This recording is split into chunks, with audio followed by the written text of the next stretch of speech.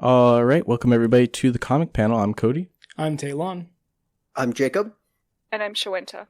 And today we are covering DC's Valentine's Day special. Yeah, a very DC Valentine's Day special. Valentine's Day. I guess it's not a special, but yeah. This is an anthology book, and it is made up of a variety of basically like 3 large issues, if you want to go into that, Taylon. Yeah, so these 3 large issues it collects are Young Monsters in Love, number 1, Young Romance, the New 52 Valentine's Day special, number 1. That's one thing. And Harley Quinn's Valentine's Day special, number 1. And so Young Monsters in Love incorporates a number of different short stories, and as well as Young Romance, the New 52, which collects a bunch of different short stories. Yeah. And I don't know if I was confusing or not. No, it's, both. There's basically 2 anthology collections mashed into one. Yes. One of them, the New 52 one, came out in 2013. And then the Young Monsters came out in 2018. Oh, okay. I'm not actually sure when the Harley Quinn one came out, but I think that it is closer to the New 52 one. Oh, okay. Yeah.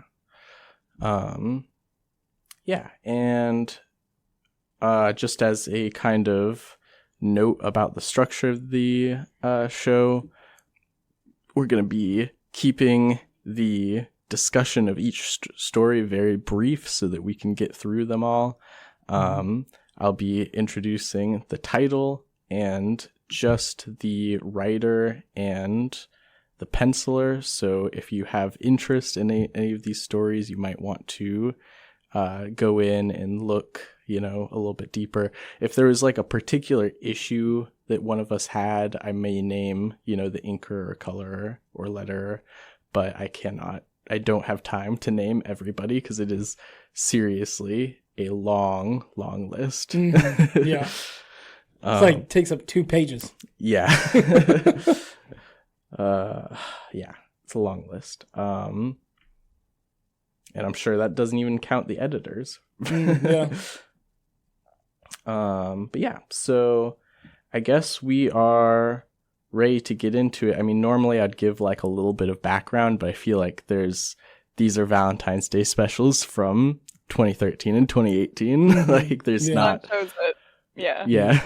and this is part of our holidays theme. Yes. This is your choice, Taylon. Yes. I chose Valentine's Day. Yeah. Yeah. Very interesting choice, by the way. To say why? Yeah. Oh, I didn't want to choose Christmas. That was it. Fair. That's it. Yeah. Yeah. And then I was looking for a whole bunch of a specific, like a different kind of holiday, and this came across, and I was like, all right. Yeah. It works. So if you saw a comic about like Arbor Day first, you would have done that. Probably, yeah. Yeah. Trying to swing a full Swamp Thing run. No. Okay. I think that with that out of the way, we're ready to talk about Nocturnal Animal, written up by Kyle Higgins and Kelly Jones. We've read Kyle Higgins in Radiant Black. Radiant Black, thank you. Yep. Yeah, I'll just start out by saying, it's a story about addiction and self-loathing, it seems like. That's pretty, like, just on the surface. But it's, like, it's nice, but kind of boring, too. I don't know how everybody else felt about it. It kind of feels like they had to wrap it up really quickly. You know, he chooses to not take it at the last moment. Mm-hmm. Yeah. He's like, nah, never mind. Goes and watches TV. It's like, okay. Yeah. I will say I appreciate the message of it being like, no, I'm gonna choose me and not this addiction. Right. Yeah, it's like, it's nice. It's just like, it kind of feels, I don't know, like a lot of nothing. I will say, Yeah, like the only things I remember about it is not really about the story. It's just that like the serum that turns Kirk Langstrom into Man-Bat is just stored uncovered in some random beakers. Yeah. Like I don't know if that's just artistic license to like not, put in the little cork plug or anything, but I don't feel like that would add that much time. Like Jello mold. see, Jake, Kirk is, an addict, and so the last time he used it was only a couple of days ago. So, he has to have quick access. Not even the time to uncork. All of them uncorked. Also, like, then that adds, like, okay, so he's just turning into Man-Bat all the time. They know it's Kirk Langstrom. Oh, yeah. He's taking away the chemicals? Yeah. Yeah, it does kind of feel like, they, like, control, like, what chemicals you can buy and, like, buy together for, like, you can't buy, like, a bunch of cold medicine because it contains stuff that you use to make meth. But apparently you can just buy the ingredients to make the Man-Bat serum, like, from, I don't know. Yeah, it seems like it should be a condition of his parole to be like, like, all right, we're going to track your internet and other purchases, Like, I found other ways, Yeah. But I don't know. I mean, you can't apply too much logic to, like, Batman villains. Yeah, to be real, I forgot the story existed until you were, like, mentioning it. I was like, what? Story? Oh, yeah. I don't know what that says about it. Yeah. I will say, like, basically how this fits into the whole Valentine's Day thing is that he goes to talk to his ex-wife, tries to get her back, and she's like, but that's how it connects to Valentine's Day. Yeah. Outside of that, nothing. Yeah, no, I mean, it is like, it's rejection, but also there's like an element of like self-love and like self-acceptance, which I guess is nice. It's supposed to be a little bit of motivation, right? She's like, no, I made my decision. Like, not getting back with you, even if you're sober. Yeah. Happy you're sober, though. Yeah. And then he fights with himself, being like, I'm gonna go get her back, even if it's by force. Mm.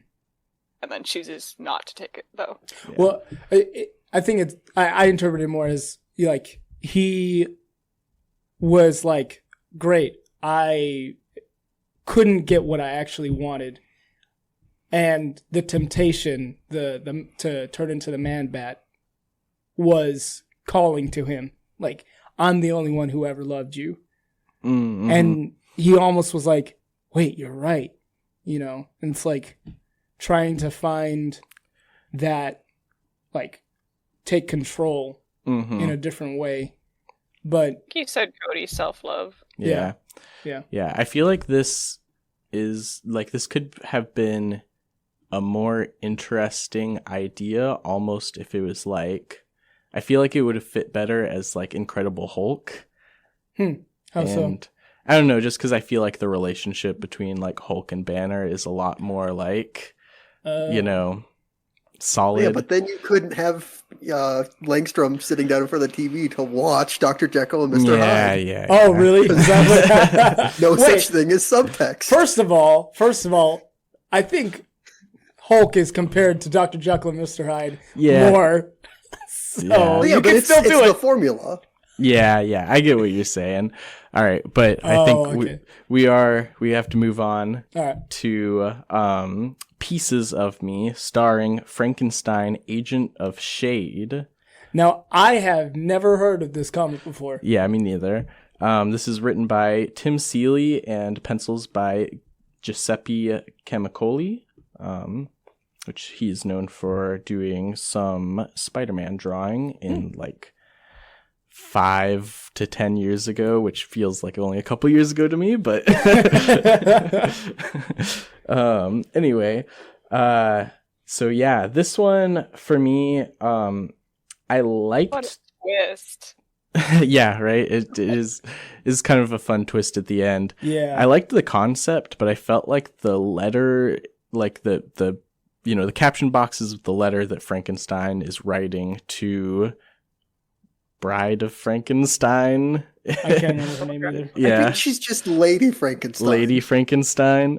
Well, because they call each other like Lord Husband. and Lady or whatever. Okay. Oh, husband. Okay. Yeah. They are married. Anyway, the letter that he wrote to her, I don't feel like there's a lot of like interesting matching with the action, with the words, like that. I like it when that happens, even when it's like these things aren't supposed to be related, but there is. I was waiting for him to be split up into parts. Yeah. That could have been fun too, but it's just kind of like, okay, we're telling two stories at the same time, basically. One with words and one with pictures, and they're not really related. Yeah. So, why do you think Dr. Frankenstein back in the day decided to give Lady Frankenstein 4 arms? Pretty cool. Okay, I guess, but he didn't give original Frankenstein any extra limbs. For improving on the general idea. Yeah. There you go. Hey, he took the extra rib from Frankenstein. You know what I mean? Who the other person is? No idea. It's just some lady, and she comes up and kisses Lady Frankenstein. Oh yeah, she's Frankenstein is like, rips up my letter. Yeah. Can't confess my love. I'm like, who is? Honestly, all I could think of was Black Cat, because. No, she's definitely some sort of vampire. I just don't know who she is. Oh, you think? Yeah. Oh, vampire. No, I'm kidding. Yeah. It's like, the cut of the dress definitely gives Vampirella, even though it's like black instead of red. Yeah. But, I don't know. Yeah. That's just either that or like the ghostly white face could be a ghost, but she's too solid. Ghosts aren't solid, so I'm saying vampire. I will say. Oh, wait, what? I just thought of like Black Canary. Oh, no. I would protest. It's like a platinum blonde. Yeah. Black Oh my God. Like traditional blonde. Did you just nitpick hair colors? Yeah. This is a story about a letter that Frankenstein somehow couldn't deliver to a woman that he loves over like 200 years. Yeah, I mean, he kept writing the words and then deleting them because he wasn't sure. And he was like, this doesn't sound right. Somehow could not find the time. Yeah. Also, my question is like, why does he caress her face at the explosion part or whatever? And then she's like, that was great. Doesn't say anything. And then goes and kisses that other person. Well, she calls him husband too, so they haven't gotten like a divorce in that time either. Okay, can you issue a divorce to dead people? But then you can't be married anymore because they're dead. My question is it really that they are married, or it's just their secret identity? Well, not it's secret like an identity, in-joke. but like, Yeah, like they call each other husband and wife, but they're not actually married. I feel like it was more like an alias, or like their undercover name, I guess. I'm sure that they probably aren't legally married, but also there is kind of this understanding of their like co-creation with purpose to be married. Yeah. Like I think that they're like, without having known these particular versions of the characters, I'm sure it's like, okay, this is your Bride of Frankenstein, and then they were both like, ick, I don't know this person, and then it was like, but then Frankenstein was like, oh, actually I am falling in love, and then Bride Frankenstein, Lady Frankenstein, whatever, was like, okay, I'm gonna go find who I actually like, and it's not you. Dang. I mean, I definitely remembered this story, even though I don't know any of these characters. Yeah, that's true.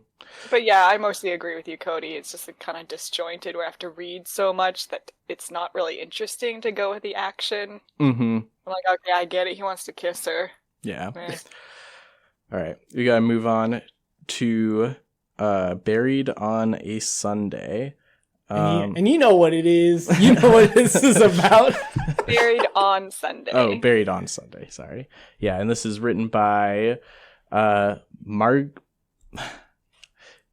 Pellegrini? No, Marguerite Scott, and Brian Hitch does the pencils. Dude, Brian Hitch. Let's go. So he is most notable for, I think, both The Authority and then The Ultimates, the original Ultimate Oh, Avengers. that's why you like him. Okay.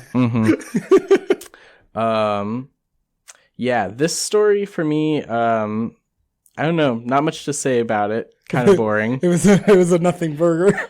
Yeah. I will say, Did they do the Home Alone face?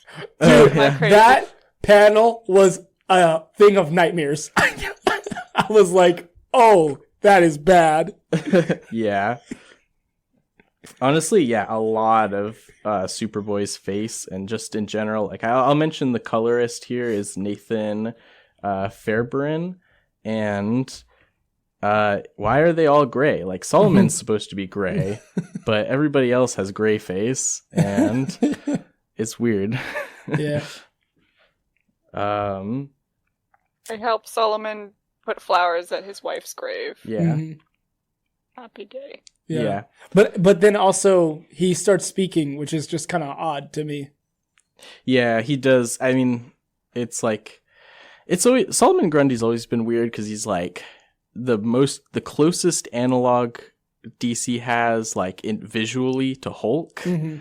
Yeah. but then it's like he's not like that at all. But he does speak like that sometimes, and then I don't know. And there's weird stuff with like I think Zatanna like curing him a little bit, but sometimes that's not canon. Oh, wow. So I don't know.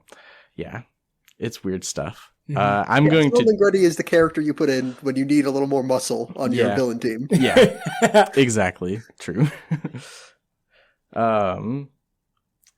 Yeah, I don't know what to say about this. You know, it's like it's kind of sweet at the end a little bit. But so many stories are like that in this book are going to be like that, Yeah. where it's just like, oh, that was kind of nice, I guess. Okay, so so from what I understand of how it goes is like this is the anniversary of his wife's birthday or death? Death, I think. Death. Okay.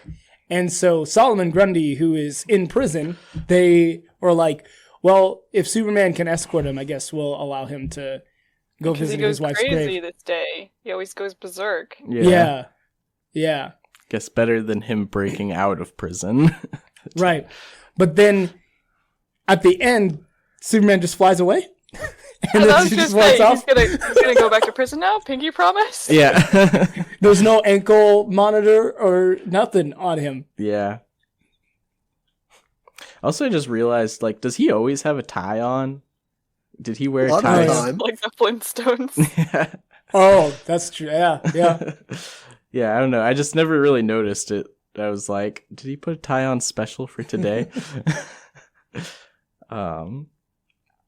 Yeah, I thought it was all right. Yeah. It's sweet. I just wish it was like Superboy didn't do anything. I wish it was did more like Superboy's like face. Superman finding out the reason for Solomon Grundy, and like we see the first time that they let him out. Yeah. Solomon out. I mean, yeah, it's very much like that's the thing. There's also a lot of Jonathan Kent Superboy stories that are like this, where it's all like, oh, Superman teaches him that like things aren't exactly as they appear, you know? Oh yeah.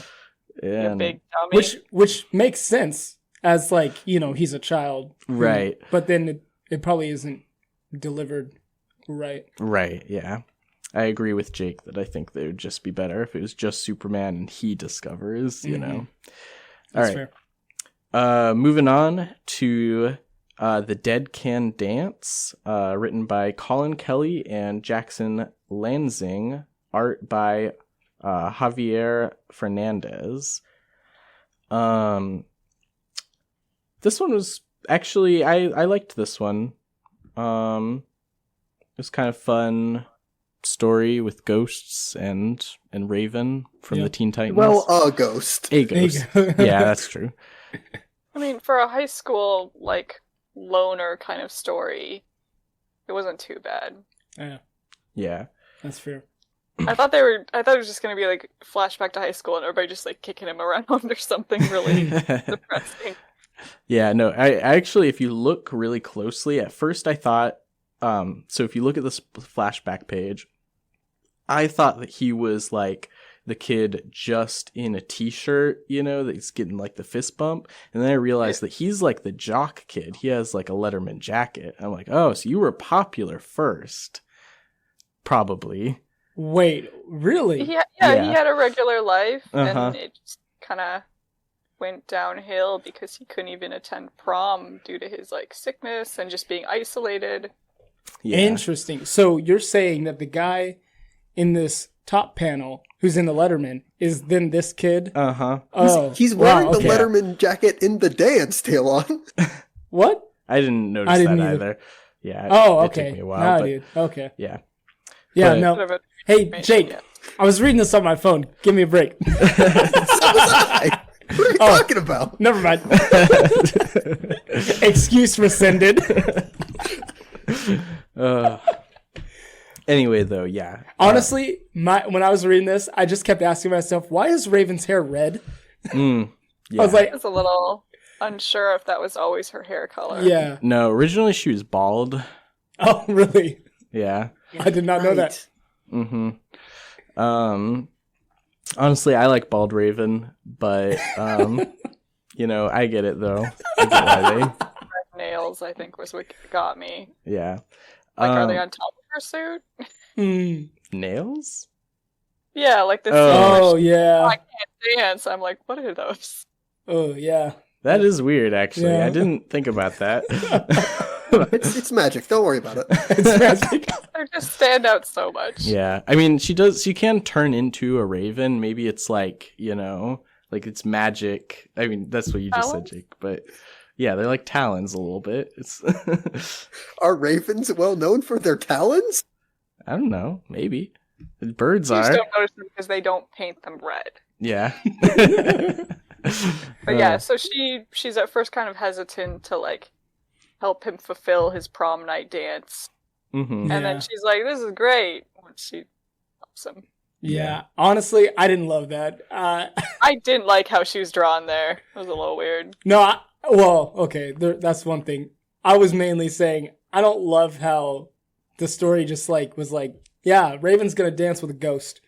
Like, I was like, it doesn't. His last wish. Yeah. Well, did you not like the thing itself, or the way that she felt about it, or both?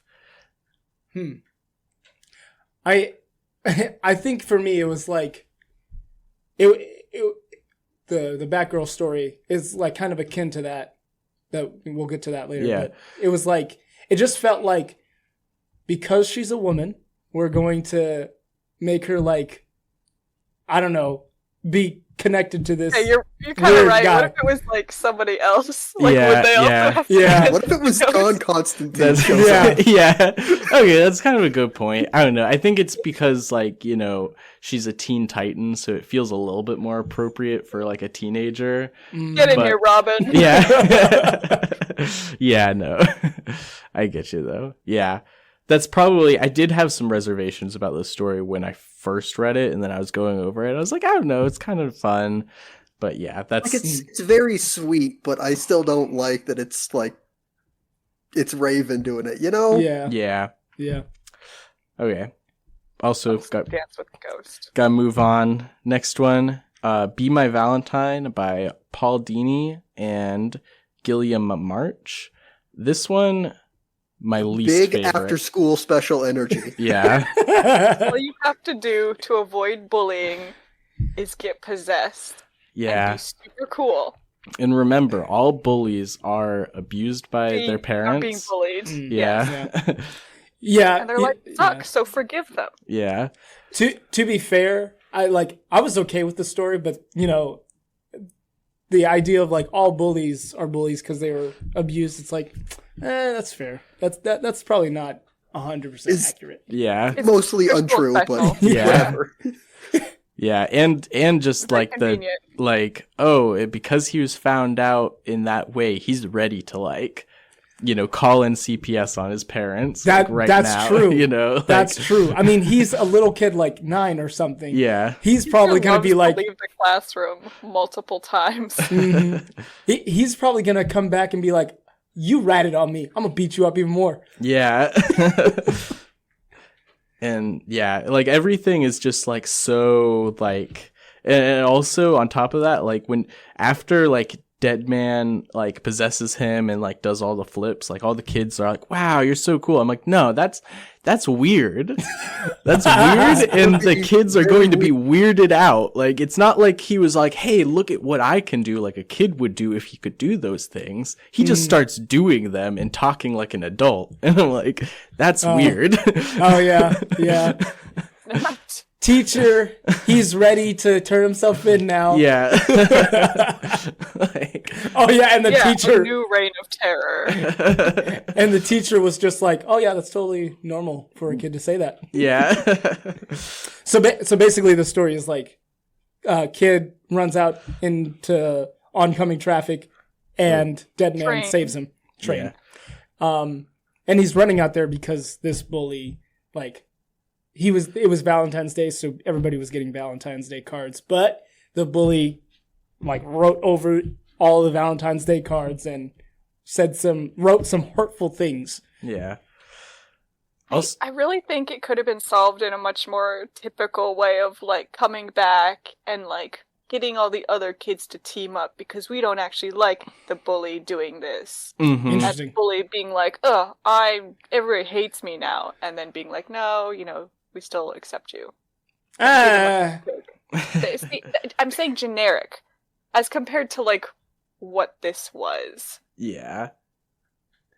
It would be a lot less of like a weird formative experience that like now everybody in the school is going to be referring to an event that this kid does not remember at all. Yeah.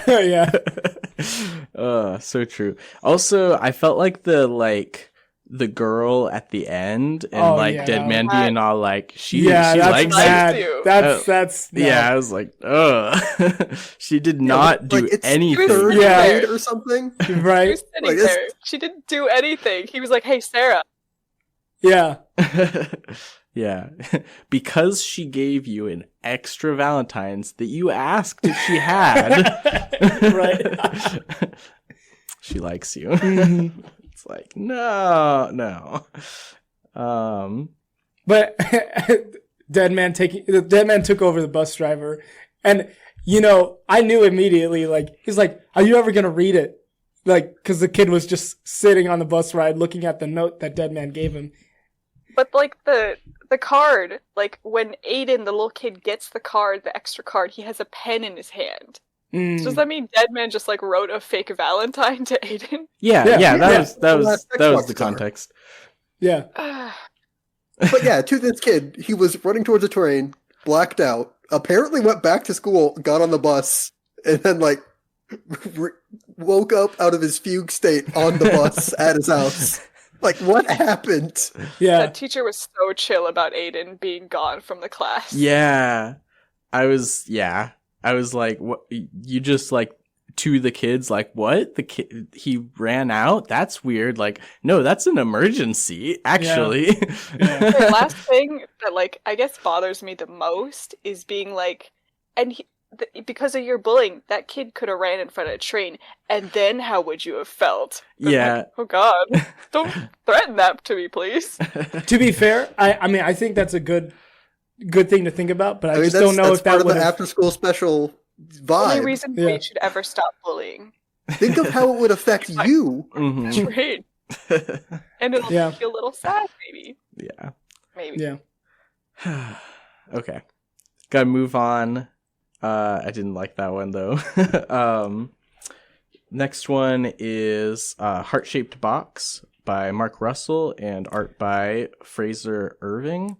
I think this is my least favorite. Really? I liked this one out of the monster ones. I was not sold on the relationship between whoever this woman is and Swamp Thing. I was just he like, likes plants. She sees him naked, I guess. Yeah. I wasn't sold. Hey, for a man who lives in the swamp, like that's how else are you gonna meet women? Oh my gosh. No. But where she goes, oh my God, I was like, wait, have we been staring at naked Swamp Thing this entire time? Yes. Yeah. He does not wear clothes. But I mean, also, he flowers and pollinates, so, he doesn't.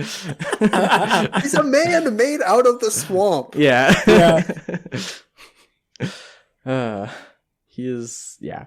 Anyway, that is kind of a silly thing, but I thought that honestly, like, it was sweet, and also like it felt like it's actually like a really complete story, and you know, it was like kind of like it was actually like heartbreaking, unlike the Frankenstein one where it was just like, I don't really care, you know. It's like, okay, you actually made me care about these characters, you know. I found the punishment for the people trying to capture him really interesting. Like forcing them to wander throughout the swamp with everything they need taken care of, technically. Oh yeah, that was good too.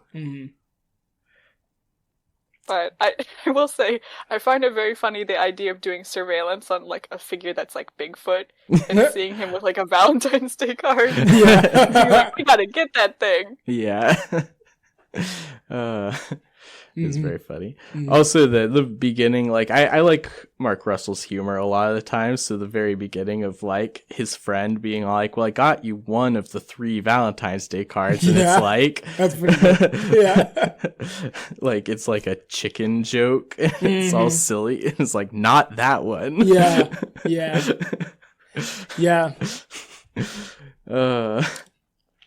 Also the art. I like the art. Same. Very interesting. Yeah. I don't know what the like media is here exactly, but it's cool. Gotcha. I mean, it's just probably digital with a lot of textured brush to mimic like watercolor styles and speckling. Okay. Cool. Also, Cody, you've read more Swamp Thing than I, but I feel like every standalone Swamp Thing story ends with, "and I will never be Swamp Thing again," as he melts into the swamp. Am I wrong in thinking that? Yeah. I mean, I don't think that he was saying that he'll never, like, he means I'll disappear forever in her life. That's how I read it, at least. But I just read it as like he's separating himself from humanity. Yeah. I mean, yeah, she does call him Alec, which, like, in the Alan Moore one, he's like, I am not Alec. I've discovered that, you know? Yeah. But, you know, she died, right? Yeah, Abby, you're talking Oh, wait. No, Are you talking about Abby? I'm talking about the woman. Oh, the woman here. Yeah. I don't think she died. I thought she got out okay, but... I think the punishment would have been worse if she died. Yeah. I mean, he says, I wish I could stay with you longer, so I don't think she can't be dead. Yeah. I think it would have been like a real tone change. Well, no, but it would have been like, I wish I could have stayed with you longer because you left. You left this mortal plane. I wish I could have stayed with you longer, but the people are going to take apart the bayou to try to find me. That's why I have to disappear. Huh. Yeah. Okay. Yeah. I don't think she died, but gotcha. Yeah, also I was going to say that I was sad to learn that Abby died. Like that could have happened in the long-running Alan Moore Swamp Thing run, but I'm just like, I didn't know that, and that makes me sad to hear. Like, I liked Abby. Yeah. Yeah. So yeah, I mean, my final thing is just like, I was not convinced that their meet cute would have resulted in them actually developing a relationship. I just wasn't sold. She loves plants. She's a botanist. She can't resist one it's giant. a man made out of plants. Yeah. That's not enough. I'm sorry. I mean, yeah, I think it has to be his next love. I don't know. This is the 2018 one. At some point, he dates Poison Ivy. Oh, that's funny. That's funny. Depending on how they do it, that's a match. Yeah. All right. Anyway, though, I liked this one. It was fun. Moving on to Visibility by Steve Orlando and Nick Clean. This one is starring Mozira Mahala and The Brain. Classic Doom Patrol villains. Oh, okay. Yeah. And all they want to do is see each other. Mm-hmm. Yeah. So yeah, because one of them is the brain in a jar. Yeah. In case you're not familiar. Yeah. So, yeah, the brain is a brain in a jar. He has no heart and no eyes. And nothing else. Yeah. And then Mahala is a giant gorilla, intelligent gorilla. A gorilla. like gorilla fighter. Oh yeah, I mean yeah, they're both terrorists. He's a terrorist gorilla and a terrorist brain in a jar. But they're in love. They're in love. So it's fine. Yeah. Don't think about bestiality at all. Calm down, Taylor. Yeah. I mean, I don't know. I kind of was like, oh, I thought like female SWAT team member coming up gonna be like, oh, actually it's a meet cute. I was like, this is the worst. I was thinking that too. Actually, I love that brain in a jar. I was like, yeah, man. But then she said Maggie Sawyer, and I was like, oh, never mind. Oh. That's not gonna happen. Do you know that name? Yeah. Who is that? That's like the love interest of Batwoman, I think. Oh. I had no idea. No idea. Oh, okay. Yeah. yeah, she's GCPD. Okay. Yeah, I was just like, it's like, it feels more or less realistic that there's a super intelligent gorilla in a brain in a jar than having a SWAT agent act like that. It was like, oh. I was waiting for her to betray them. Yeah. I was like, oh, what? yeah, same.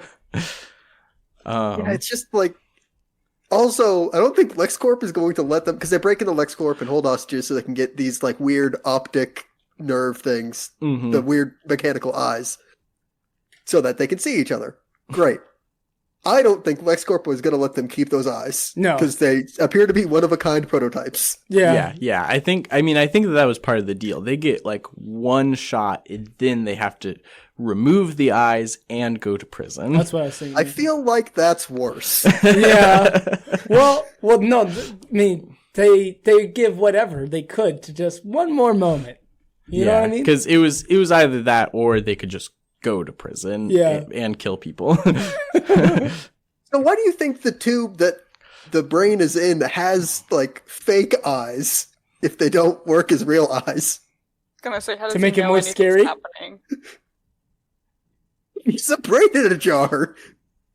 He can't Yeah. be scary, I don't think. Yeah, you can. I mean, look at those eye slits, though. That's, yeah. That's freaky. I don't know. Yeah, I think it's part of the drama. Yeah.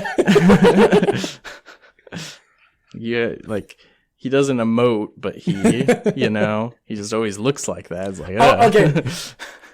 Okay, if you think about this, like the way that Mala and the brain, like their relationship, how it like progressed was like there was an accident that made the brain, what was left of him, just a brain.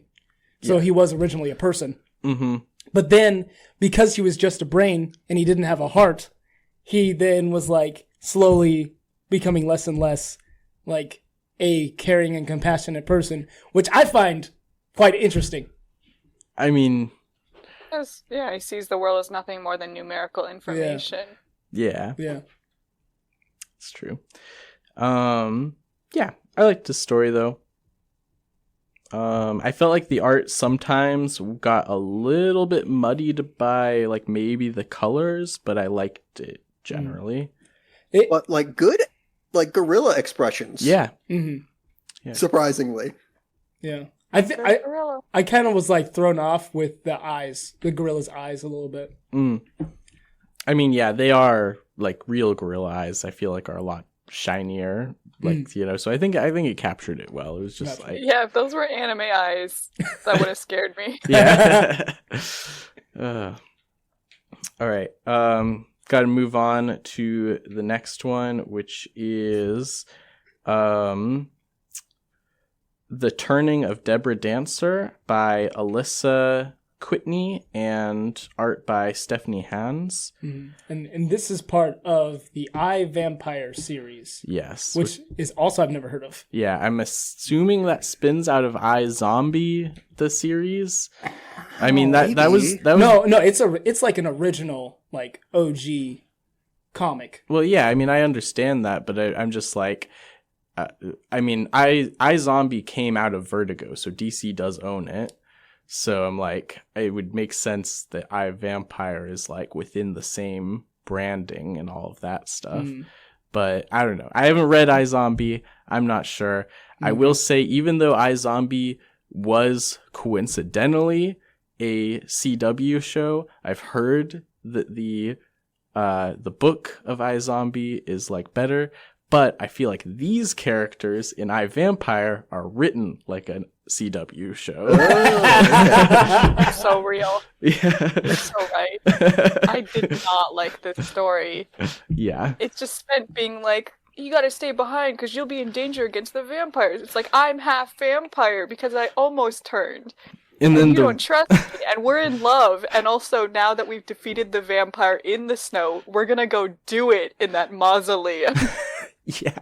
And then also the reason that she didn't turn fully into a vampire is because she's so good. Yeah. Yeah. Like, oh no. Like they gave a lot of exposition, but I feel like I didn't learn anything. Yeah. I will say, like, so she starts, she's like, I need you to understand that, like, we could be good together. Like, I want you to understand that. And he's like, no, it's not gonna happen. And then when she does, like, flies off the handle a little bit, he's like, oh, I love it. And she's like, okay, hold up now. I don't actually want you anymore. And I'm like, okay, she is clearly emotionally unstable. You need to end that relationship. Yeah, they both are. Also, like, I was not clear on this, like, at all, and I still am not. At the end, like, I agree they are going to go and do it, but also, are they going to turn her? Is he going to turn her into a full vampire? Because I feel like that's what they were also talking. He's a werewolf. Yeah, he's a werewolf. Oh, he's a werewolf, right? Shoot. But he's like, if I bite you, it'll turn you fully to the dark side. Yeah. Which I don't know what that means if either. she bites him, it'll like. Is that what? If she bites Yeah, him. see what I mean? When it's a lot of exposition, but you don't learn anything. Yeah. Because basically, like I don't. Oh yeah. I'd never heard of this comic before. Me neither. Like this is the first impression. Bad. Yeah. So what's interesting is that this comic book was like back. I want to say 1970s, but I don't know if it's like actually that old. Oh, iVampire? Yeah. But like I don't know. It was like one of like monster showcases or something. Huh. Okay. Let me clarify. I did one Wikipedia search and it had a really old cover. And so I don't know if it's an actual monster showcase. Yeah. Okay. Here we go. The character and storyline originally started as a backup story in the House of Mystery between 1981 and 83. Okay. But was popular enough to become the main feature. I am sure that this is probably a New 52 reboot of it. Yeah. But that's why it's vaguely Twilight-esque. Yeah. Yes. Yeah, I'm glad someone fact checked me. I was flying off the handle. Yeah. Yeah. Other than that, though, I thought the story was okay. Yeah, I thought the art was kind of cool. Yeah, a little bit. It's kind of wonky at times, too much for my taste. Mm-hmm. I couldn't get a consistent feel. Mm. I just like if we're gonna have a cool monster turning vampire that we gotta hunt down, I would prefer it rather being like, we gotta get that vampire, and then the vampire just shows up, is like, gotcha. Oh yeah. And then we defeat it almost instantly. Yeah. That's a non-issue. Yeah, with the weird, like, detachable, weaponized heel? Oh, yeah. Oh, yeah. That was weird. Nah. She just broke her heel. That's it. Yeah. Also, the vampire...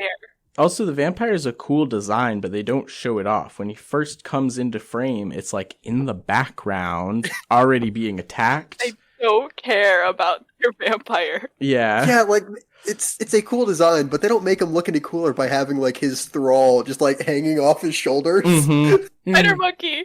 Yeah. Like, there's no way to look cool carrying somebody who's, like, you haven't, like, rescued from a burning building. It's a Twilight reference. Spider monkey. Oh, is it? I get okay. you. That's an actual line in the Yeah, in the movie, I know. Which, like, that's all I can think of now. Hey, Shawenta, I never watched the movie. I haven't either. I hid behind a couch when it was turned on. Oh, boy. Sure. I've But I do seen love that line. I've seen the movie. Okay, I've seen Breaking Dawn Part 2. I Wow. literally saw the last movie. So can we move on? Yeah, it is time to move on. Comic made me insane. So the next story is To Hell and Gone, written by Phil Hester and art by Mirko Kolak. This one, You know, it was all right. I think I liked the moral lesson at the end. What was the I moral like lesson? Etrigan in concept. You know, he was cool in Justice League Unlimited mhm. Oh, when he was there, huh. Yeah, and I think he's got a cool gimmick where Mhm. he speaks kind of in rhyming couplets. Yeah. yeah, I've heard that the original like Jack Kirby comics are good. He created the character. I feel like this had too much text and story compressed into a small page count. That's fair. Yeah, this was the one when I got to this story, I was like, oh no, do I have to continue reading this book? Yeah. Ooh. I just saw all that text and was like, I don't feel like any of these visuals are worth that much text. Mm-hmm. Yeah, I was kind of thrown off because the way that they're like they change between like present and then future, or I guess the present is the person recounting the story, but then it gets confusing because at one point the text that normally is the person recounting the story is written in a tense of in present tense instead of past tense. Mm-hmm. And it's like, wait, The person what? that's recounting it. Yeah, the person who's currently living that. Mm-hmm. Oh my god, I know what you mean, Taylor. Yeah. Yeah. And so I was just like, okay. Yeah. It is messy. And also, yeah, it's all like, oh yeah, we have to like, I'm like, was the information about like, you know, obviously him being like conscripted into like a cosmic war, that's obviously like a different comic. But then is there also a separate comic where we see her becoming like, you know, trying to find him? Or is that just like, that's only exposition for this story? And her being a woman named Rosa, who Yeah. was a love interest of Jason Blood. Yeah, the demon. Then, yeah, he's the human form of Etrigan. Yeah. I mean, I found the idea that she was like, okay, I'll become a serial killer to try to contact him. I was like, oh wow. Yeah, Yeah. I like really that. jumping in. Yeah, I mean, I guess I interpreted that as like she did enough like dark arts that basically she like, I don't know, either it was like, well, I have to do human sacrifices now in order to keep doing these spells, or just like, you know, some sort of like evil force got inside her or something. Mhm. You know? I just enjoyed the idea that, you know, he kind of brought her down with him, and he's like, this sucks. Yeah. Yeah. Yeah. Yeah, I do think that there was a good emotional core. I don't know why we had to get the perspective of the demons or, you know, the other evil Yeah. people. The demons who have to go against him. Yeah. That was, Yeah. like Taylor was saying, a person recounting a story of a person recounting a story. Yeah. Yeah. No, Yeah. please stop. So what I liked at the end, the moral lesson was all torment brings more pain to the tormentor in the end. I was like, oh yeah, I like that. Yeah. I didn't understand why, like, he destroyed the thing. Like, I mean, I knew that it wasn't, like, you can't take the, like, I don't know. I feel like the thing that is at the center of the tower that he was fighting the hordes for, you know, that's going to reflect whatever your heart desires or whatever. Mm-hmm. But I'm also like, yeah, it's not real. It's not a real thing. So, like, why'd you destroy it? I don't know. Isn't the point of it that it's, you know, it's tantalizing to everybody around, and so they're tormented by that? and so in a way he's trying to rescue them, I don't. but he'll never be able to escape it. I didn't take it as he was trying to rescue them. Well, so he's just doing it for himself then. He was That's what I like, was I'll thinking, destroy it and I won't be tormented by it. And he's like, it didn't work. I'm still tormented. Yeah. But although granted, I can see your perspective of maybe it was him trying to rescue people. Yeah. I don't think it was super, like, rescuing them, but just, like, destroying another weapon of hell. Mm-hmm. You know. Yeah. Yeah, I could see that, I guess. I don't know. Yeah, definitely kind of muddled ending to me. Like, even, you know, I understand that he still sees, you know, her. Maybe that's the point. Maybe he felt like if he destroyed this, you know, perfect image of her, then he would stop seeing her everywhere. But except for we don't get that. Jason Blood isn't all like, oh, I see you everywhere. Yeah. So I don't know. That's what I would have done. I feel like those, like, Gotcha. make him, like, keep seeing her. I thought because he saw her there because her soul was damned to hell. And so that's why she was showing up. Yeah. Okay, that makes sense, too, I guess. Well, he got rid of the illusion, but yeah, she still is really there. Yeah. Mm-hmm. Yeah. All right, gotta move on. I liked that. Well, no, actually, sorry. I was mixing up my words, but I feel like that one had potential, but just a little too much for me. Convoluted, yeah. Next one is Dear Velcoro, featuring the Creature Commandos, written by James Robinson and art by John McCree. World War II? Yeah, World War II fighting like a special unit with monsters. There's Wolfman, Dracula, Frankenstein, and Medusa. Also, and just some regular dude who has to accompany them. Yeah. Yeah, it was Matthew Shreve, or Lieutenant Matthew Shreve. Yeah. Yeah, it's like Rick Flag for the Suicide Squad. Mm-hmm. He's just a normal guy. Yeah. Okay, I didn't think about that. Mm-hmm. Yeah, you gotta keep him in check with a normal guy who's will, you know, give everything for the United States government. Yeah. I'm pretty sure a gun wouldn't stop any of them, I was though. gonna say, how is he gonna keep them in check? Well, like the Suicide Squad, he has little, you know, devices in their necks that. Nah, they don't In got I don't even know. 1944?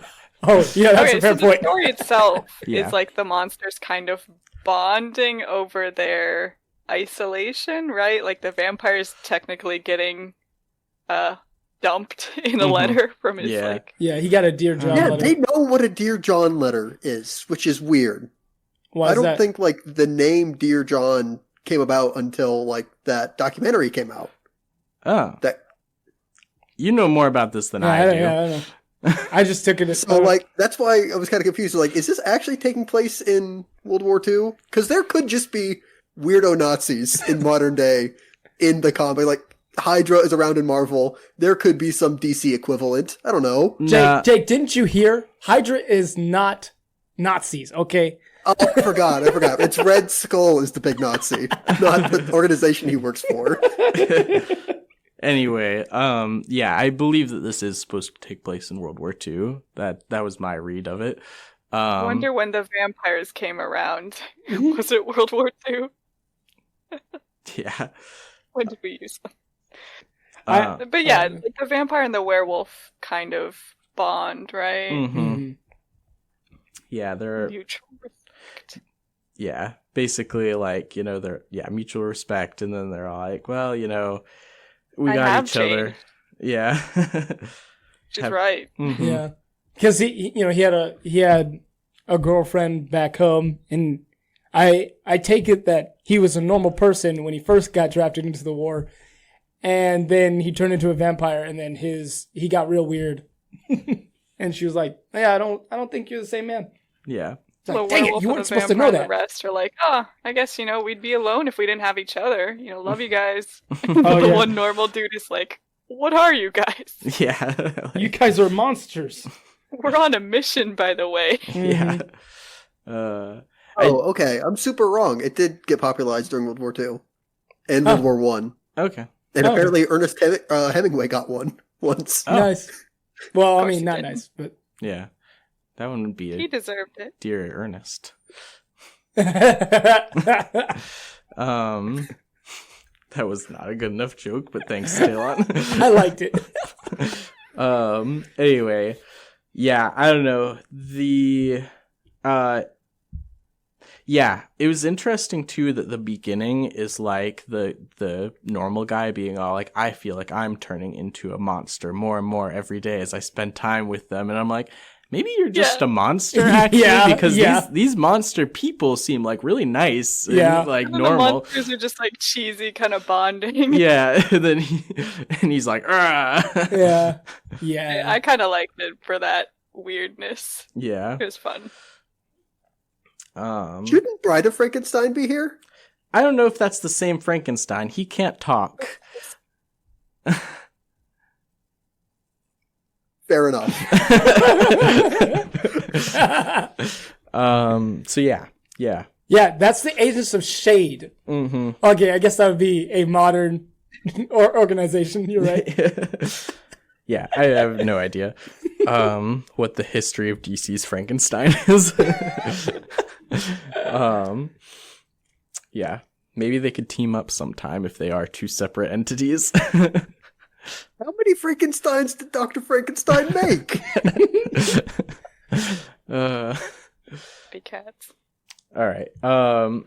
We gotta move on. Let me see. Yeah, there was nothing else I wanted to say for Dear Velcoro.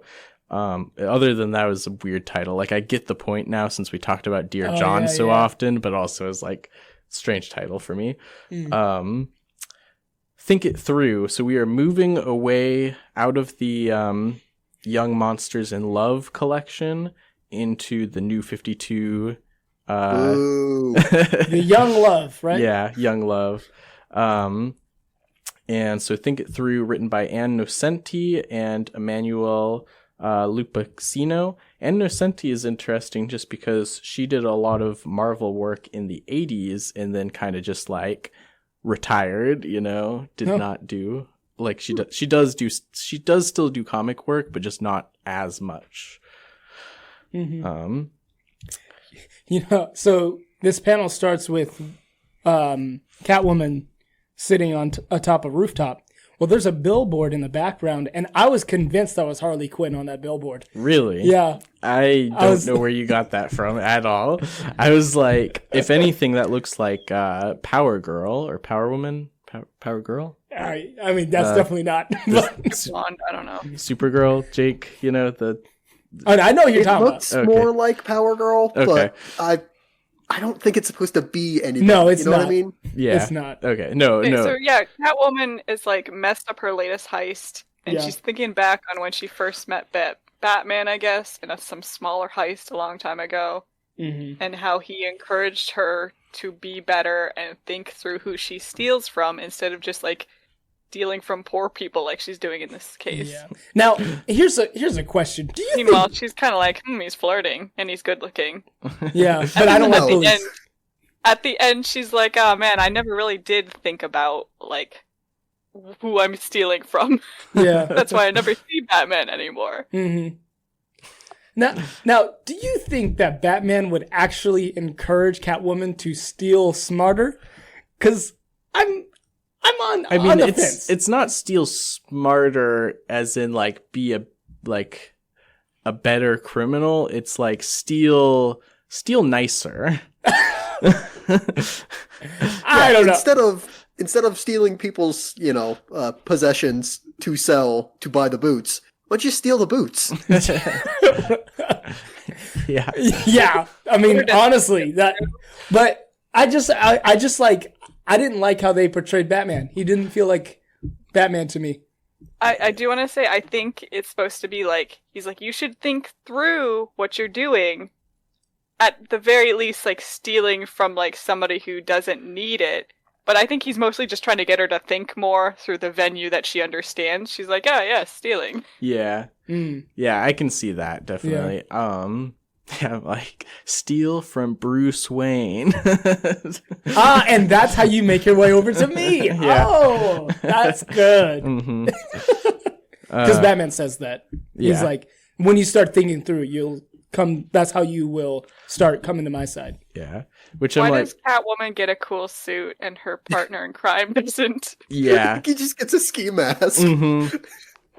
It is very much like, it also, like, I know that this is like kind of a nitpicky thing and I don't really care about it, but I'm like, this is not the canon first meeting of Batman and Catwoman. No. Also You guys, saying it's like Catwoman never saw Batman again. Yeah. What are you talking about? yeah. No, you guys don't understand. The guy, her partner, is the Joker. No, stop it. Get out of here. I'm not even going to address that. So I also don't like Catwoman's line where she's like, "Go get away, Batface," or something like that. She says Batface, and I'm like, no, she wouldn't. No, that's not what's going to come out of her mouth. That's your biggest problem with this story. I know that's not my biggest She problem. is My primarily big cat puns, but like it's weird that her humor is what gets you in this. what? No, like the point I'm making is like I don't get these are the characters. Like the way that they're written doesn't seem like the characters to me. It feels really weird to have Catwoman be like, "Oh man, I messed up this heist. Maybe I should think things through a little more." Yeah. Don't do that. Mm-hmm. Weird. Also, the cop that like comes up on them for just like looking in a store window, like, I can believe that. no, I mean, Much like From Christmas. Gotham? Yeah, I can believe it. I guess I'm It just makes like, me think of like a Christmas movie and orphans that like. yeah. I mean, that's the thing. I don't know. I'm like, why are you being so extra about this? Like, it's just. Well, Yeah. I will say, I think they were dressed kind of nicely Yeah. for being supposed to be from the housing projects and be like sore thumbs standing out that the Right. cop Right. would like come up and be like, "Stop touching the window, Yeah. hooligans." I guess to be fair, like they are like hugging the window, or like they're really close to it. So maybe that's what he was getting at. I mean, yeah, it's like, but I'm just like going to the step of not just like being like get lost, but writing Yeah. get lost That's in their extra. breath on the window. I'm like, what are you doing, man? Like, get a life.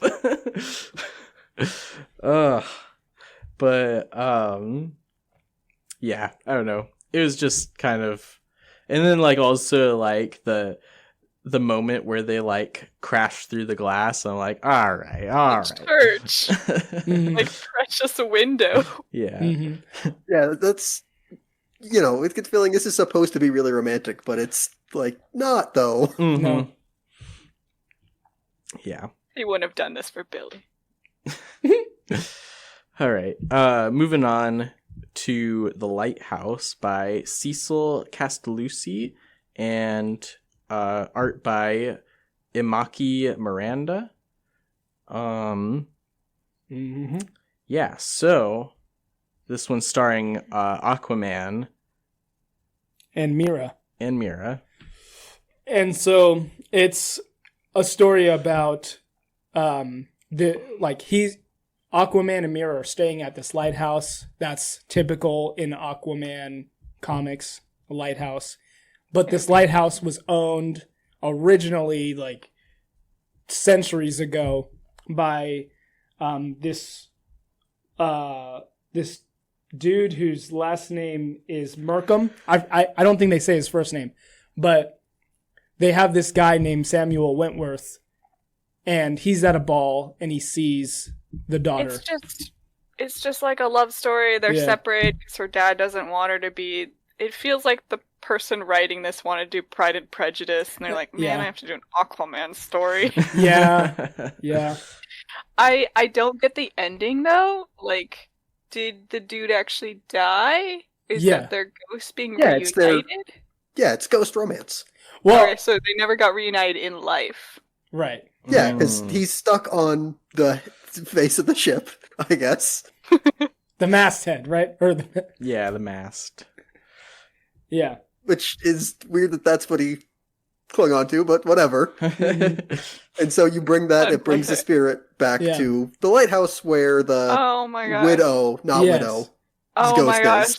I didn't get that at all. I Oh. was like, why is she bringing that back? Yeah. Yeah. I thought she just ruined some statue underneath the sea. I was Oh. like, brought back the head. Let's eat. No.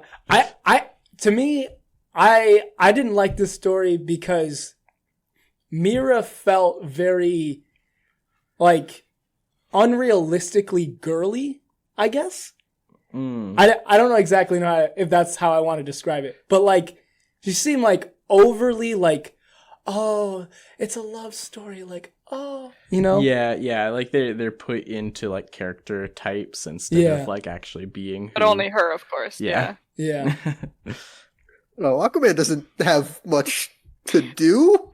No. Yeah. Like there's a storm coming and it's supposed to be like sort of symbolic, I guess, because the ship sunk in a storm and now it's storm again.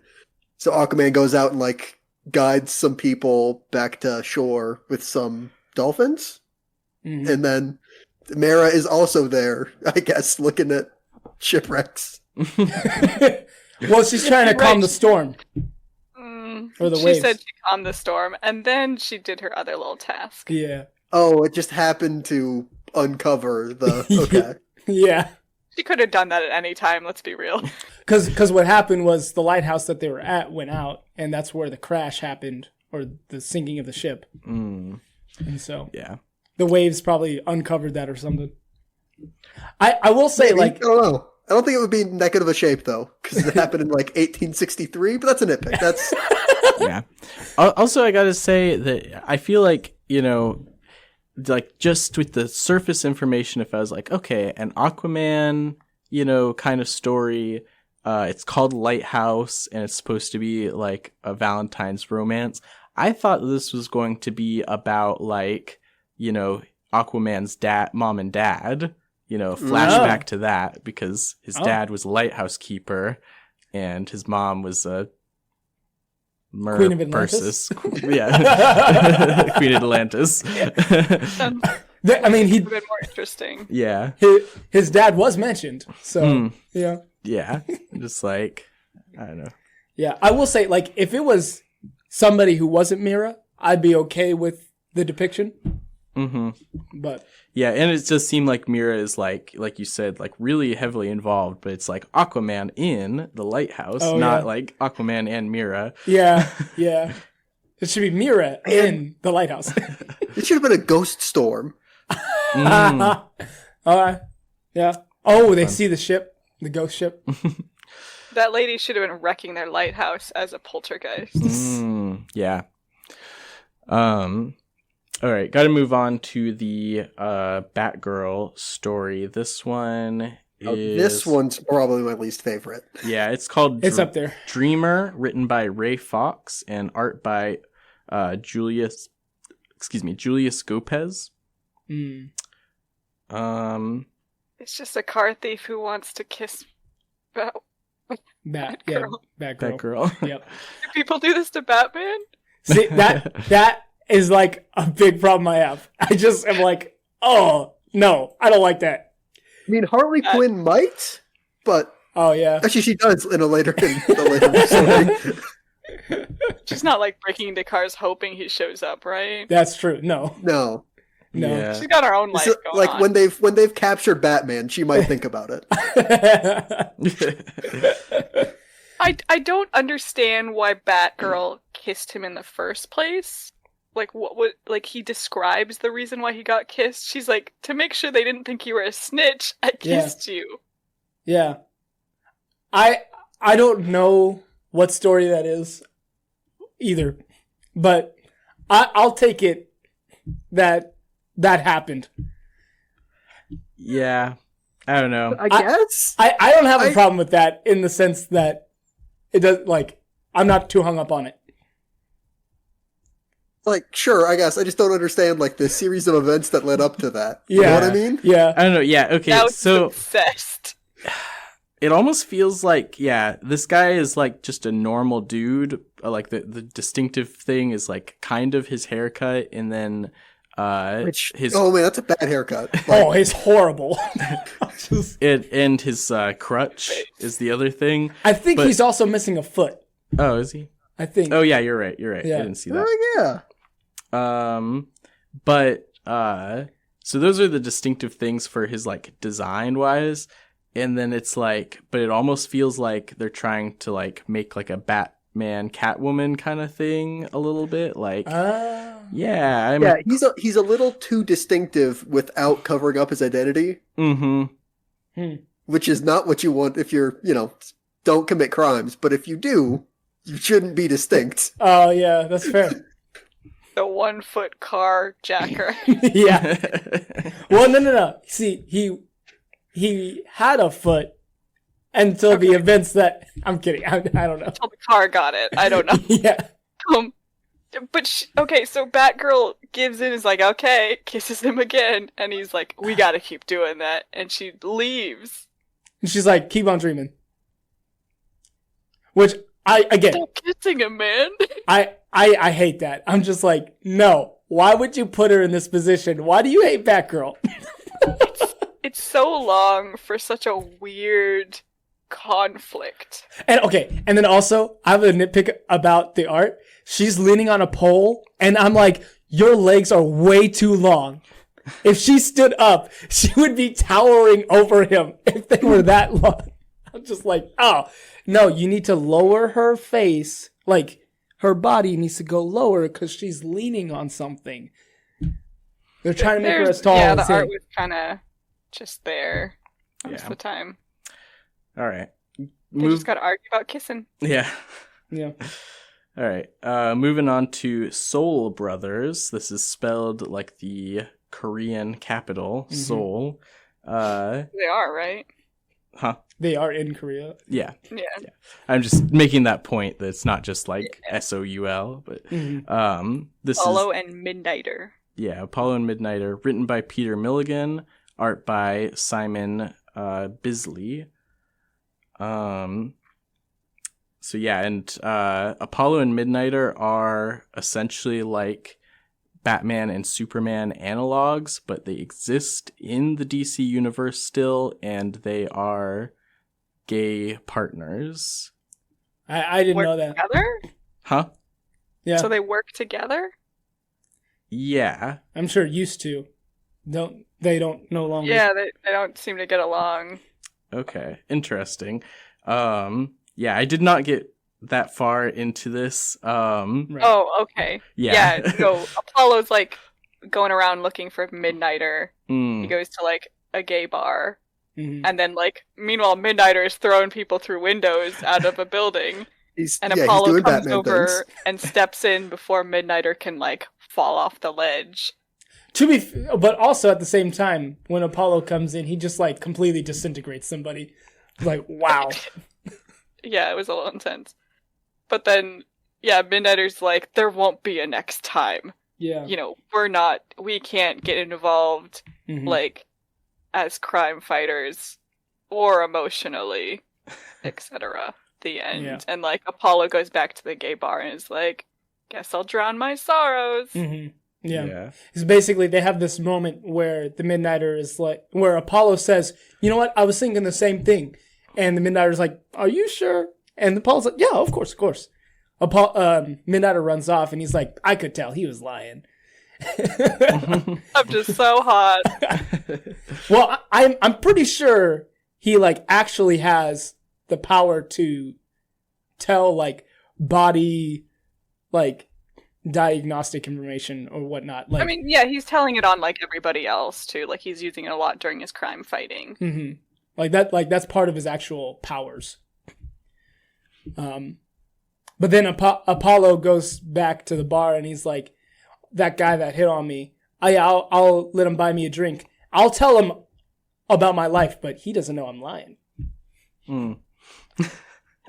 Yeah. I guess. Yeah. Yeah. Not super romantic for a Valentine's Day story. Yeah. Okay, in case you haven't been paying attention, most of these stories aren't at all. Yeah, you know. I thought the art style was interesting. I kind of like the like very dusty shading, Yeah, that was kind of cool. very gritty. I like looking at it.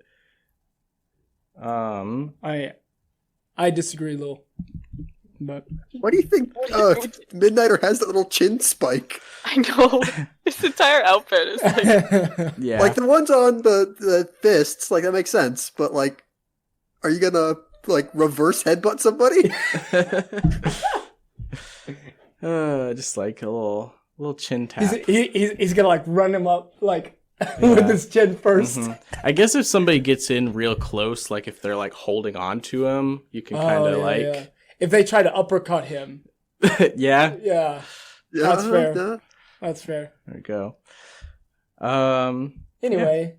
Also, I will say before, just a quick note that this isn't just like, they are in the DC universe. Originally, they were created for the Wildstorm universe, and then DC bought Wildstorm, and so now they are part of it. Oh. Okay. Yeah.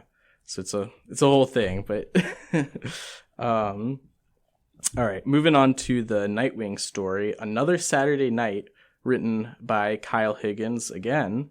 And art by Sanford Green. Yep. So this is just Nightwing getting dumped and then meeting another crime fighter that just happened to be a woman. And he was like, hey, I'm newly single now. And she's like, heck, keep dreaming. And then he's like, that was fun. Let's do this again. Actually, no, she says that. Let's do it again. And then he's like, yeah, sure. And she stands him up. Taste of his own medicine. Did he stand her up? Oh, that's fair. No, because...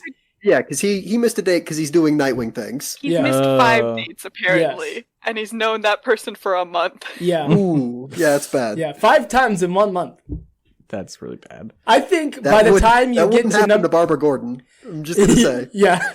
I think by the time you get to the second, third, you probably are like, what are we doing here? Yeah. Start asking serious questions. Mm-hmm. If it's been 5 times, that means, within 4 weeks. Right. That means he did it like twice in 1 week at one point. Yeah. Yeah, I don't know. The art was really inconsistent for this in a weird way that I didn't find it very pleasant to look at. Yeah, no, I agree. They're doing... Oh, go ahead, Shanta. Yeah. No, you go ahead. I was just going to say the jawline, like, it's actually strangely consistent, but it's like... how weird it looks. Yeah, the anatomy is all like, well, I think that jaws, like, suddenly, like, jig in and then back. Jaws are hard, to be fair. Yeah, I'm sure. But, story-wise, I guess I just felt really bad for him. He just looks so sad in that last page where he just has to stand around with a pizza in the rain waiting for someone not to show up. Yeah. Now I'm a dork. I just want it to be like a fake out where it's like thought they didn't show up and then like last panel she's coming up behind or shows up or something. Yeah. Also, is this like a completely original character? Are we supposed to know who this? I googled her. She's been around. Okay. What was her name? But it is like one-off appearances like this. Okay. I think she can turn into a bear, so she's just like worse Vixen. Hold up. He makes a comment on her name, and he says Great Bear, and she's like, okay, this is me just being nice. If you're gonna ask me 20 questions, and I'm like, and her name is actually Great Bear, and her powers is Great Bear? I'm insulted. I'm offended. I mean, you're on your job. He doesn't need to know these things, right? Oh my gosh. Yeah. She just works security. She's not like doing vigilante stuff. Yeah. Actually, that's fair. That's fair. He probably seems pretty desperate for human interaction. Yeah. It'd be nice to go back to Batman, right? Right? Also, I'm like, what? She doesn't turn into a bear, though. Like in this, I'm like, just turn into a bear once. Trick. Do the trick, yeah. Do the trick. I don't know. Not for fun. Just like, have a little bit more stakes and other than just guys, and then turn into a bear. Mm-hmm. It would have been cool to see. Mm-hmm. Because I really did think it was like, oh, he's just like wearing little bear ears, huh? Yeah. I had made no connection to the bear. Yeah. Mm-hmm. Yeah. Anyway, in relation to Bear, our next story is called Truth or Dare. Hey! So just because it rhymed, huh? Yeah, You're just gonna... Yep. Just insert right. Yeah, Truth or Dare. This is featuring Superman and Wonder Woman back when they were dating. This is Thanks, New 52. yeah. This is written by Andy Diggle and art by Robson Roca. Gosh, I don't like this art. I think it's fine. I didn't like the story all that much. Yeah, I feel like the story is worse than the art, but... Yeah. Yeah. I will say, like, I don't know why Superman tried to give this advice, because it makes no sense. So, they're sitting down, having dinner. He asks her, Wonder Woman, about her family. And she's like, it's too complicated. I'm not going to tell you. And he's like, oh, I get it. We all keep secrets. And I understand the burden of keeping secrets.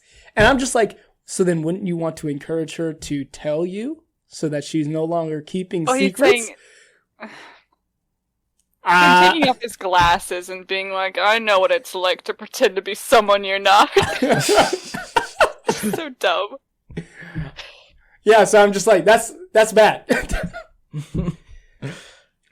And it kind of confused me too, because at the end, Eros shoots Superman with a love gun. I didn't catch that it was a love gun. I thought it was just a regular gun. You can never love another. Right. And so I thought he was trying to kill him, but he was just trying to make him fall so madly in love with Wonder Woman that he would never choose somebody else. But bullets against Superman. Yep. So is he like Cupid, basically? Yeah, well, he's Eros. I think it's a combo thing. Yeah. Yeah. He's Cupid with a gun. Mm-hmm. Yeah. Yeah, that I felt was kind of, I'm not sure what the term would be, but like, you know, we have this ancient Greek god of love and, you know, we want him to have a fight. What kind of weapons are we going to give him? Give him two guns. Like an Uncharted character. Yes. Yeah. Yes. That's every villain's default weapon is two guns. Yeah. So, but the actual story is that... Against two people who are bulletproof. Also. Yeah. He said that he could shoot, like, her, and she knows that it'll actually hurt her. Yeah. But she's got the gauntlets. If it's a love gun, what is it gonna do? Yeah. Oh, that's a fair point. Yeah, and like, is this like a resistant to magic thing? Or not resistant to magic, I mean, yes. You know, so... So she was resistant to the magic of the sirens. Uh-huh. So the actual story is that the sirens mind-controlled Eros to get Wonder Woman and Superman cornered to, like, take their armor, I guess? Or they wanted the lasso, I think is what they wanted. And so... But so embracers, yeah. But since she had the lasso, the spell didn't work on her. Okay. Or their powers didn't work on her. Gotcha. Seems very convoluted. It was very much like, well, mine actually negates yours. Yeah. Okay. Like, kids playing. I think it's convoluted when you had to get Eros to get mind controlled. Yeah. But how else would they use his two guns? Okay. All right. Yeah. Weird story. Moving on. This is Just Baddie Over You from the Harley Quinn Valentine's Day special. Yep. Written by Amanda Connor and Jimmy Palmiotti. Art by John Timms. And I will say that even though this is a full-length issue, we do only have the same amount of time as all the other stories for it. So basically the gist is Bruce Wayne is being auctioned off and Harley Quinn sees that and wants to be the winner. Is it like a date auction? Yeah. Like that kind of thing? Yeah. And So she needs to get enough money to do it. So she steals from not Bernie Madoff. I didn't even catch that. And His name is literally like Birdie Runoff. That went over my head. There's 2 dream sequences. Harley has the dream sequence with Bruce Wayne where he becomes way too insistent on them having a bunch of kids, and she's like, ooh. Yeah. Wakes up, goes and steals the money, and then goes to the auction. And of course the auction gets crashed by the Mighty Carp and Sea Boy. I forget. The Batman Robin, yeah. But Ocean Edition. Yes. And not Ocean Master. And kind of dopey. Yeah. Yeah. Because they want to steal the money for, like, fish. They kidnap Bruce Wayne. Harley's like, I gotta fix this. I gotta get my guy back for the date. Yeah. I want to rescue him. And so then, meanwhile, Bruce Wayne is talking to them, and he's like, hey, I just did get you the money. He's like, you guys are trying to do this for a good cause. I'll just help out. And then Harley comes in with, like, the modified tear gas. And I love it. They were like, oh my gosh, we were trying to steal money from such a nice man. Bruce being like, actually, I fixed everything before you showed up. Yeah. Or I was about to. Yeah. But then they still go on their date and have a good time, I guess. I don't understand. Bruce knows Harley Quinn, and he's like, yeah, sure, I'll go on a date. Hey, she paid the money.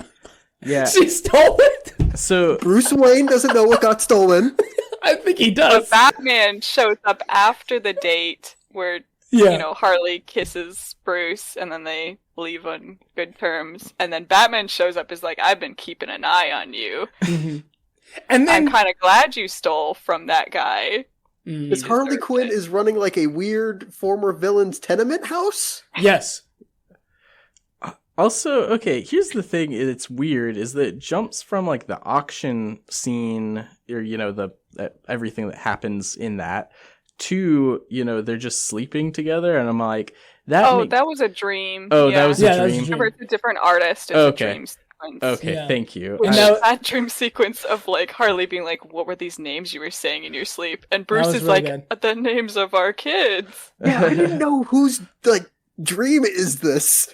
Yeah. Like, why would Bruce Wayne think about Harley Quinn finding his black book? Why would Bruce Wayne write a book of all of his, like, former lovers? Some of which he hasn't met in this universe yet. Oh, fair. It's such a, like, soap opera style thing. Mm-hmm. I did find it very funny when he's like, we need Alfred to clean all this, you know, like, all the birds all over the Batmobile. Or not birds, sorry. Bats. The bats. All over the Batmobile. Alfred usually cleans this, and, like, Harley just opens up the trunk, and Alfred's like, how can I be of assistance? I also liked, like, Harley Quinn's version of the Robin getup. Mm-hmm. Yes. Yeah, that's fair. But also, why would Bruce Wayne dream that? Yeah. It was just such a weird dream where he's like, I gotta use the fireworks spray to distract her. Yeah. What I enjoyed was actually the Mighty Carp and the Sea Robin, and, like, they had a few interactions together that I thought was like, oh, that's actually pretty funny. It's a really interesting dynamic to Yeah. Hey, read. Did you pull up the car? It's like, oh no, I forgot. Like, I could call right now. Like, oh my take god. 40 minutes and cost us $42. Yeah. So the ending is Harley also kisses Batman, and she's like, man, you gotta get lessons from Bruce Wayne. He's a way better kisser. Batman's like, meh, please. Batman's like, please, I have plenty of women trying to kiss me. I don't need any tips. But he didn't say a single thing. No, he didn't. No, he just left. But I'm just like, why would Harley do that? So in this series, because I've read a little bit of it, they're like trying to make Harley like, oh yeah, she's just not like, cool. Yeah. She's just like some like, oh, I'm just living my life, like, like not supervillain related or anything. Just, and I'm like, I don't like that. I don't like that. And I really don't like the chipmunk. The chipmunk was, or I don't know if he's a chipmunk, but some chipmunk something. He's like breaks the fourth wall all the time. He had this whole like, and this is the part of the story where we go into flashbacks. In case you didn't know that. In this? Yeah, in this. That weird little, is it a chipmunk lamp? Is it an actual character? It's an actual character. It's the chipmunk. It's the one where it's like, okay, so when we're doing a different artist, you got to realize this is a dream. Right. So like this Yeah. is he specifically says this is the part where we bring in a special artist to lower the page count that the main artist has to do. And so I'm just like, that That could be doesn't like a cheeky note, but it like was so long. Yeah. Mhm. Yeah. Like, Gosh. I just like that came off wrong. I didn't like that. Overall, though, considering change different artists, I didn't think it was like super horrible. I didn't. You're right, though. It really. I was like, is this Harley Quinn? Is this who she is now? I was confused by it, but it Mhm. was semi-consistent. Like circa 2015, I think. This Yeah. was roughly what Harley Quinn was. Mm-hmm. Mm-hmm. And basically the blueprint for the Harley Quinn TV show, and also the live action appearances played by Margot Robbie. It was just That's- an egg. Yeah, actually, yeah, that's fair. Yeah. I didn't think about that. Mm-hmm. Although, to be fair, the Margot Robbie stuff doesn't have like the weird fourth wall breaks. Yeah. Yes, That- that's true. I think the animated series does. Mhm. Well, To some extent, actually, I think she breaks the fourth wall in her solo movie. Yeah, a bit. Yeah, you're right. Yeah. But anyway, yeah, I mean, it just as a kind of like character design and like the choices that she would make kind of blueprint. Yeah. Like, they do still deviate in both, interpretations. Yeah. But this run does very much influence her future, Mm-hmm. basically, is just what I'm just saying. Yeah.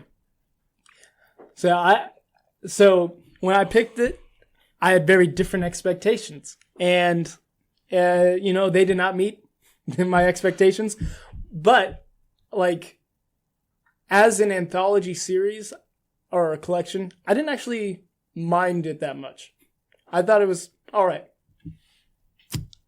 Yeah. Interesting mix. Yeah. It's not the worst book I've ever read.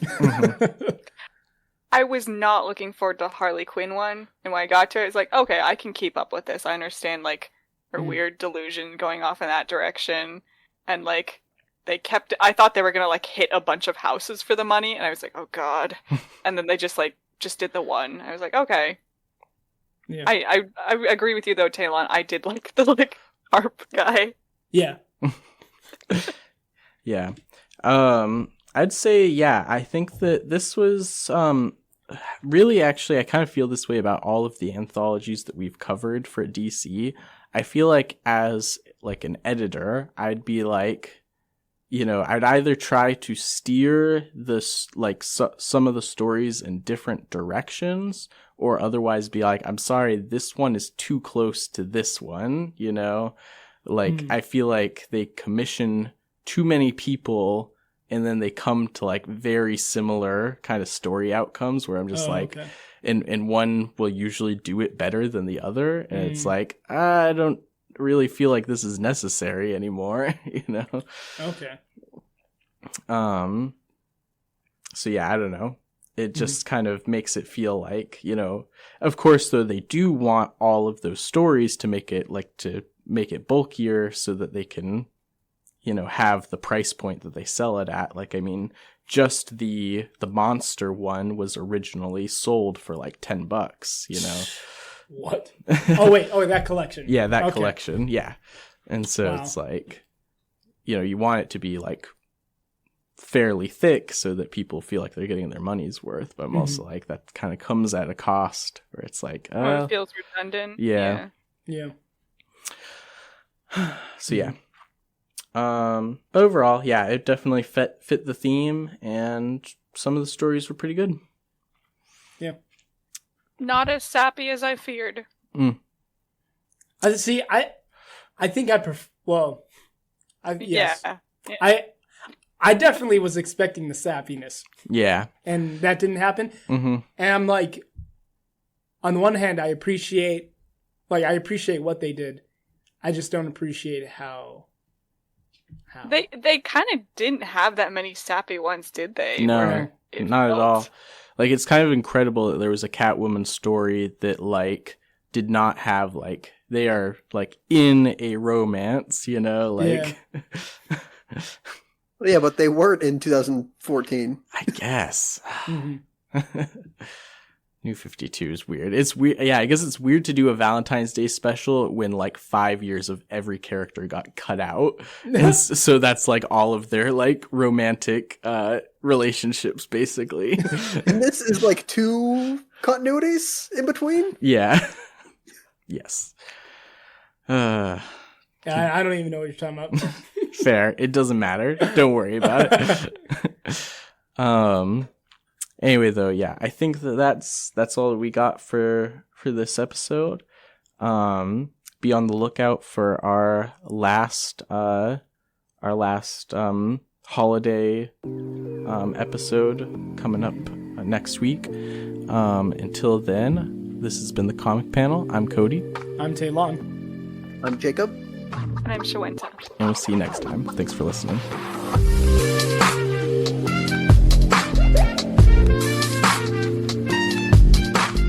Thank you for listening. If you like this episode, be sure to subscribe to our podcast on Apple Music, Spotify, or Podbean. You can support this podcast by sharing it with anyone you know and by rating and reviewing our podcast.